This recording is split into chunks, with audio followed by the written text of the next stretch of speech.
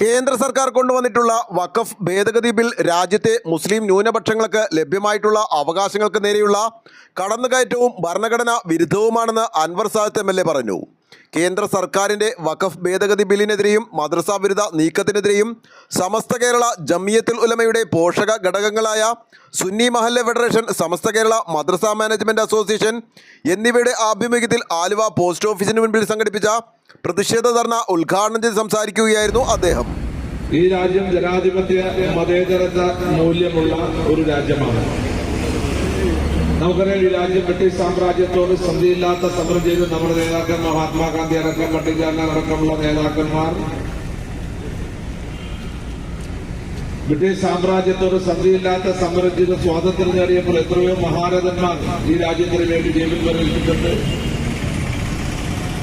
അങ്ങനെ രാജ്യം സ്വാതന്ത്ര്യം നേടി ഈ രാജ്യത്ത് വഖഫ് നിയമം അടക്കം പല നിയമങ്ങളും ന്യൂനപക്ഷങ്ങൾക്കും ഭൂരിപക്ഷ സമുദായങ്ങൾക്കും എല്ലാവർക്കും വേണ്ടി പല നിയമങ്ങളും നമ്മുടെ രാജ്യത്ത് വന്നിട്ടുണ്ട്.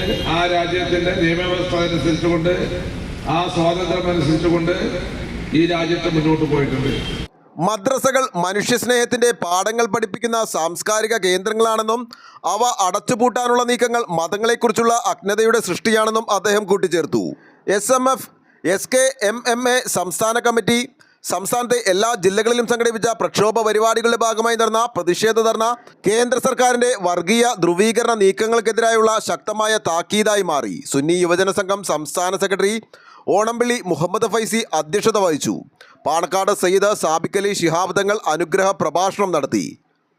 മഅ്മൂൻ ഹുദവി വണ്ടൂർ മുഖ്യ പ്രഭാഷണം നിർവഹിച്ചു. മുസ്ലിം ലീഗ് ജില്ലാ general secretary advocate VE Abdul Gafoor, Sayyid Sharafuddin Thangal, Sayyid Shafeeq Thangal, Sayyid Kasim Koya Thangal, NK Muhammad Faizi, MM Abubakar Faizi, SKMMA ജില്ലാ general secretary Siyad Chemberki, SMF ജില്ലാ general secretary PA Abdul Kareem തുടങ്ങിയവർ സംസാരിച്ചു. ആലുവ ലൈവ് ന്യൂസിനു വേണ്ടി സിദ്ദീഖ് കാരക്കാടിനൊപ്പം സനൂപ് കളമശ്ശേരി.